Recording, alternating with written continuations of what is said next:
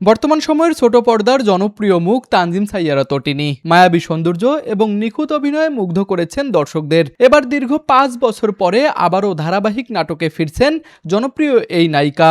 নির্মাতা মোহাম্মদ মোস্তফা কামাল রাজ পরিচালিত নতুন ধারাবাহিক ফিরে আসার গল্পতে দেখা যাবে তাকে। সম্প্রতি নাটকটির ফার্স্ট লুক প্রকাশ করেছে প্রযোজনা প্রতিষ্ঠান সিনেমা ওয়ালা এন্টারটেনমেন্ট। এতে নূরজাহান চরিত্রে অভিনয় করবেন তটিনী।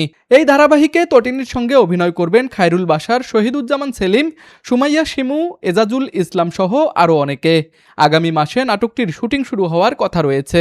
এদিকে ধারাবাহিকের পাশাপাশি একক নাটকেও ব্যস্ত সময় পার করছেন তটিনী।